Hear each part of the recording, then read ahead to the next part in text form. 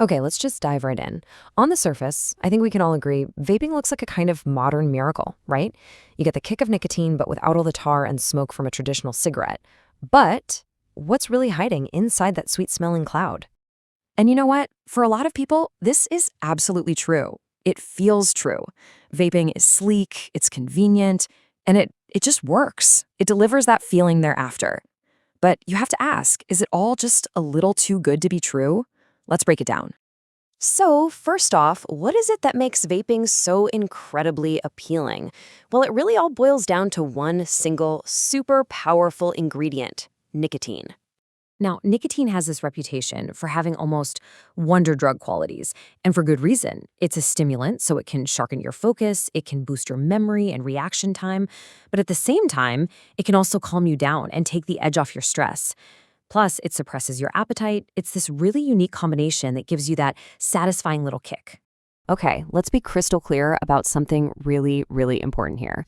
When you compare it to smoking, vaping isn't even in the same league of danger.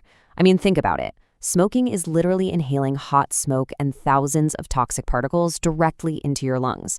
So for an existing smoker, making the switch to vaping is without a doubt a massive step away from all that harm.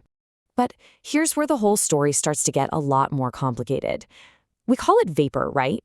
And that word, it sounds so clean, so harmless, like steam from a kettle. But is that what you're actually inhaling? The mechanics of it all seem pretty simple. You've got a tank that holds the vape juice. Inside, a little metal coil heats that juice up at an incredible speed, and poof, it turns into a mist that you can inhale. Sounds straightforward, doesn't it? Well, not quite. So here is the absolute key distinction. A vape doesn't really produce vapor, which is just a gas. It actually produces an aerosol. And an aerosol is a mist of microscopic solid and liquid particles all mixed together. So think less like clean steam and much more like, say, hairspray. You're inhaling a warm, sticky, chemical-based substance deep into your lungs. This quote, I mean, it really hits home, doesn't it?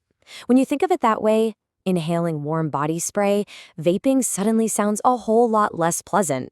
You're essentially coating your mouth, your throat, and your lungs with a fine chemical spray. Okay, so if it's a chemical aerosol you're inhaling, then what exactly are those chemicals? This, my friends, is where things get really murky. I mean, really think about it for a second. When you pick up a vape, do you truly know what's inside that little bottle, beyond nicotine and maybe some cool-sounding flavor like blue raz? And that's the absolute core of the problem. The vaping industry is kind of shockingly unregulated for the most part. There have been studies that found that most of the substances inside vape liquids aren't even listed on the label. And here's a super crucial point. A lot of these flavoring chemicals are technically food safe, but, and this is a big but, safe to eat is a completely different thing from safe to inhale. Take cinnamaldehyde, that's the chemical for cinnamon flavor. Eat it? Fine. But studies show that when it's inhaled, it can actually kill lung cells. Same with benzaldehyde. That gives you almond or apple flavor. It's a known irritant for your respiratory tract. And believe it or not, it gets worse. Remember that little metal heating coil we talked about? Well, every time it heats up, it can release tiny metal particles into the aerosol. And we're talking about things like lead, nickel, chromium, substances that are just straight up toxic and can cause serious lung disease over time. So all of this leads us to the big, looming question. What does this chemical and metal cocktail actually do to your body, especially in the long run? The answer to that question really depends entirely on who you are. For a smoker, again, switching is a move away from a known extreme danger. It's a massively reduced risk. But for someone who doesn't smoke, starting to vape means introducing a massive and largely unknown risk into a perfectly healthy body. Now, in the short term, we do know some things. A really significant number of vapors develop these kinds of symptoms. Their lungs react to this aerosol by becoming inflamed, they start producing extra mucus, and it triggers coughing and wheezing. It's basically your body's defense mechanism kicking in, screaming, "Hey, what is this stuff?" But here's the biggest issue, the real elephant in the room. Vaping only got super popular in the last decade or so. In fact, the first major study looking at its effects on people who never smoked just began in 2024. This means we are years, maybe even decades, away from having any confident answers about long-term risks like cancer. And beyond all the chemical unknowns, there's another thing we know for certain. Vaping has absolutely supercharged nicotine addiction, especially for a whole new generation.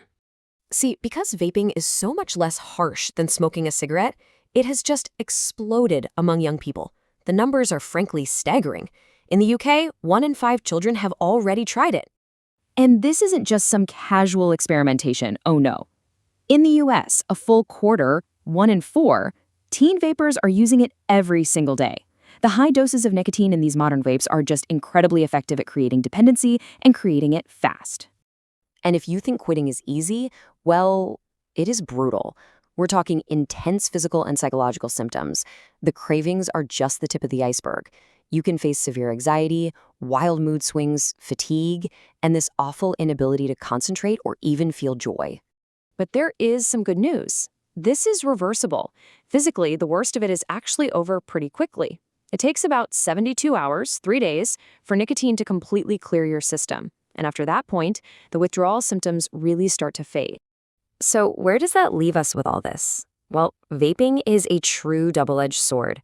On one hand, it's a powerful tool for harm reduction for smokers, but on the other, it's a seductive and really poorly understood trap for pretty much everyone else.